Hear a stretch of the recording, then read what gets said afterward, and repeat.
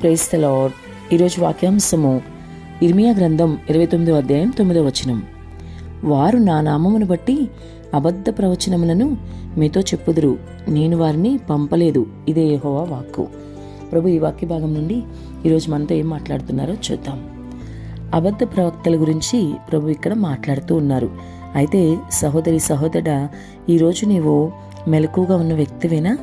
నీ ఆత్మీయ జీవితంలో నీవు మెలకుగా లేకపోతే చాలా సులువుగా నీవు మోసపోతావు అని నీకు అర్థమవుతుందా? అబద్ధ ప్రవక్తలు అనేకులు నేటి కాలంలో బయలుదేరి ఉన్నారు కాబట్టి నీవు నీ ఆత్మీయ జీవితంలో చాలా మెలకువ కలిగి ఉండాలి. ఏమాత్రం మెలకువగా లేకపోయినా వారు చాలా సులువుగా మోసం చేస్తారు. ఎవరు అసలు ప్రవక్త, ఎవరు దేవుడు పంపించిన వ్యక్తి, ఏది దేవుని మాటలు, ఎవరు అబద్ధ ప్రవక్తలు, ఎవరు అబద్ధ మాటలు చెప్తున్నారు, అవన్నీ నీవు గమనించగలిగిన స్థితిలో ఉండాలి. దేవుని ఆత్మ సహాయం నీకుంటేనే నీకు ఎవరు అసలు ఎవరు నకిలీ అని తెలుసుకోగలుగుతావు. కాబట్టి ఈరోజు నీ ఆత్మీయ స్థితి ఎలా ఉందో ఒక్కసారి నువ్వు గమనించుకోవాలి. చివరి దినాల్లో ఖచ్చితంగా మరి అబద్ధ ప్రవక్తలు వస్తారని వాక్యం సెలవిస్తోంది. వారు మరి గొర్రెతోలు కప్పుకొని తోడేళ్ళు అనమాట. కాబట్టి చాలా సులువుగా గొర్రెలను తీసుకుపోతారు. వాక్యాన్ని వక్రీకరించి మాట్లాడి సులువుగా యేసు మార్గం నుంచి పక్కదారి పట్టిస్తారు. కాబట్టి నీవు బహు జాగ్రత్త కలిగిన ఆత్మీయ జీవితంలో ఉండాలి. దేవుని ఆత్మ సహాయంతోనే నీవు వారిని గుర్తించగలుగుతావు.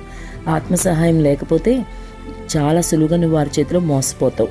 కాబట్టి బహు జాగ్రత్త కలిగి ఉండు. అపవాది ఎప్పుడూ కూడా నిన్ను క్రీస్తు మార్గం నుండి పక్కకు తప్పించాలని అనేక ఉచ్చులు వేస్తుంటాడు. అయితే నీవు తగిన జ్ఞానం కలిగి నడుచుకోవాలి. ప్రభు సహాయం తీసుకుని ముందుకు వెళ్ళాలి. నీ సొంత సహాయంతో నువ్వేమీ చేయలేవు. నీ మీద నువ్వు ఆధారపడకూడదు, ప్రభు మీద ఆధారపడాలి. అబద్ధ ప్రవక్తలు మరి అనేక విషయాల అబద్ధాల గురించి చెప్తూ ప్రభు యొక్క గొప్పతనాన్ని తగ్గిస్తూ ఆయన కించపరుస్తూ ఉంటారు. కాబట్టి నువ్వెంత మాత్రమో వారి దుర్బోధలకు మరి మోసపోకు. ఏది అబద్ధం ఏది నిజం అనేది దేవుని ఆత్మ సహాయం తీసుకుని మరి ఆ విధంగా ముందుకు నడువు. అబద్ధ ప్రవక్తలతో జాగ్రత్త కలిగి ఉండు.